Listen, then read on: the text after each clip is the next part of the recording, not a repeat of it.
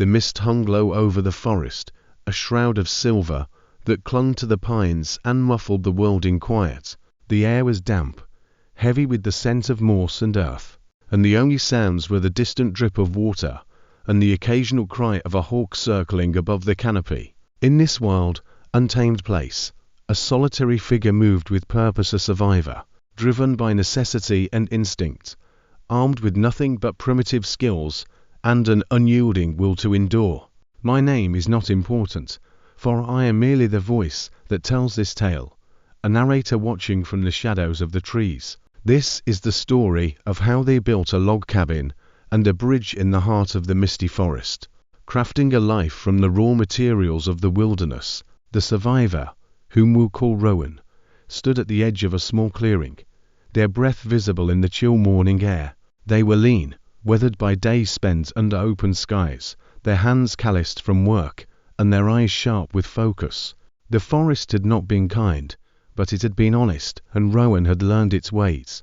They needed shelter, a sturdy log cabin, to withstand the coming winter, and a bridge to cross the swift, icy stream that cut through the valley, blocking access to the richer foraging grounds beyond.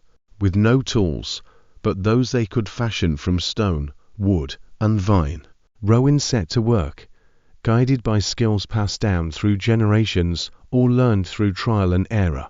Rowan began with the cabin, knowing it would be their refuge against the elements.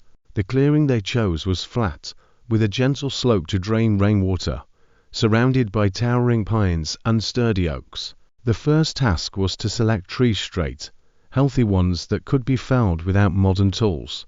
Rowan scouted the forest, marking trees with a piece of charred wood from their fire. They chose young pines, about 10 inches in diameter, strong enough to form walls, but manageable with primitive methods. To fell the trees, Rowan crafted a stone axe. They found a piece of flint near the stream, its edge sharp enough to chip into a blade. With a sturdy branch and strips of vine, they lashed the flint to create a crude but effective tool. The work was grueling. Each swing of the axe sent vibrations up their arms, and the forest echoed with the rhythmic thud of stone on wood. Hours passed, then days, as one by one the trees fell. Rowan dragged the logs to the clearing, using a makeshift sled of branches to ease the burden. Their muscles ached, but the pile of logs grew, each one a promise of shelter. With the logs prepared, Rowan laid out the cabin's footprint, a rectangle, 12 feet by 16, modest but sufficient. They dug shallow trenches for the foundation, lining them with flat stones gathered from the stream to keep the logs off the damp ground. The first logs were the heaviest, notched at the ends with the stone axe to interlock at the corners. Rowan worked methodically, stacking the logs, each one fitting snugly against its neighbor. The notches were imperfect at first, but Rowan's skill improved with each cut, the axe becoming an extension of their will. The walls rose slowly, log by log, until they reached chest height. Gaps between the logs were a concern, wind and cold would seep through. Rowan gathered clay from the stream bank, mixing it with grass and moss to create a thick paste. They pressed this chinking into the gaps, smoothing it with their hands until the walls were sealed. The work was messy, the clay cold against their skin, but it was satisfying to see the cabin take shape, a bulwark against the forest's indifference. For the roof, Rowan needed lighter materials. They felled smaller trees, stripping them of branches to create rafters. These were lashed together with vines and propped at an angle to shed rain and snow. The roof covering was a challenge. Bark was too brittle, and leaves would rot. Rowan settled on a thatch of long grasses, gathered from a meadow a mile away. They wove the grasses into tight bundles, layering them over the rafters and securing them with more vines. The result was a roof that, while not elegant, would keep the interior dry. The door was a simple affair, a frame of branches, covered with a woven mat of reeds, hung on vine hinges. A small window, covered with a flap of deer hide, allowed light and air. Inside, Rowan built a sleeping platform from branches and padded it with pine boughs and moss. A fire pit, ringed with stones, sat in the center, its smoke escaping through a hole in the roof. The cabin was complete, a small, sturdy haven in the wilderness, built with nothing but the forest's offerings and Rowan's determination. With shelter secured, Rowan turned their attention to the stream. It was a barrier, its waters fast and cold, fed by snowmelt from the mountains. The far bank promised better foraging, berry bushes, edible roots, and signs of game, but wading was dangerous, and the current could sweep even a strong swimmer away. A bridge was essential, and Rowan approached it with the same methodical care as the cabin. The stream was 30 feet wide at its narrowest point, with steep banks on both sides. Rowan envisioned a simple log bridge, supported by stone piers to keep it above the water. The first challenge was the piers. They scouted the stream's 4 large, flat stones, hauling them to the banks with a sling of woven vines. The work was backbreaking. Some stones weighed as much as Rowan themselves, but they persisted, stacking the stones into 2 sturdy pillars, one on each bank, reinforced with smaller rocks and packed earth. For the bridge's span, Rowan needed logs longer than those used for the cabin. They found a cluster of tall pines near the stream, their trunks straight and unbranched for the first 20 feet. Felling these giants was a test of endurance, the stone axe chipping away at the wood with agonizing slowness. When the trees finally fell, Rowan trimmed the branches and dragged the logs to the stream, using leverage and momentum to roll them into place. Positioning the logs was the hardest part. Rowan built a ramp of earth and stones on one bank, rolling the first log up and over the pier until its end rested on the opposite pillar. The log sagged slightly in the middle, but it held. A second log was placed beside it, lashed together with vines for stability.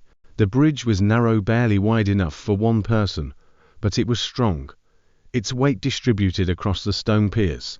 To make the crossing safer, Rowan wove a handrail from vines and flexible saplings, anchoring it to stakes driven into the banks. The bridge swayed underfoot, but it held firm, even when Rowan tested it with their full weight. They crossed to the far bank, stepping onto the rich, loamy soil of the new territory. The forest here was denser, the air sweeter with the scent of berries. The bridge had opened a new world, a testament to Rowan's ingenuity and perseverance. The cabin and bridge were more than structures, they were symbols of survival, of humanity's ability to carve a place in the wild. Rowan settled into a rhythm, their days filled with foraging, hunting, and maintaining their creations. The cabin kept them warm through the chilly nights, its walls glowing with the light of the fire. The bridge allowed them to gather food from both sides of the stream, their diet enriched with berries, roots, and the occasional small game caught with snares. The forest, once a daunting expanse, became a partner. Rowan learned its moods the way the mist thickened before a storm. The paths deer took through the underbrush. They respected its dangers, too, the sudden floods that swelled the stream, the wolves that howled in the distance. Each challenge honed their skills, their instincts growing sharper with every passing day. Yet the forest was not just a place of survival. It was a place of beauty. On clear mornings, when the mist lifted and sunlight filtered through the pines, Rowan would stand on the bridge, watching the water sparkle below. They would listen to the forest symphony, the rustle of leaves, the chatter of squirrels, the soft rush of the stream. In those moments, the cabin and bridge were not just necessities, but achievements. Proof that one person, armed with primitive tools and unyielding resolve, could thrive in the wild. As I, the narrator, watch Rowan from the unseen edges of this tale, I am struck by their resilience. The misty forest is not a gentle place, it tests the body and the spirit, demanding both strength and cunning. Yet Rowan met its challenges, building a home and a path with nothing but their hands and the forest's gifts. The log cabin stands firm, its walls a testament to patience. The bridge spans the stream, a link between worlds, built with sweat and ingenuity. This story is not just Rowan's, it is the story of anyone who faces the unknown and refuses to yield. The misty forest is vast, its secrets hidden in the fog, but it rewards those who learn its ways. Rowan's cabin and bridge are more than wood and stone. They are a legacy A reminder that survival is not just about enduring but about creating, about shaping the world to meet one's needs. And so, as the mist swirls and the forest whispers, Rowan's work stands complete. The cabin glows with firelight, the bridge sways gently in the breeze, and the survivor moves forward, ready for whatever the wilderness brings next. The forest watches, silent and eternal, and I, the narrator, fade back into its shadows, my tale told.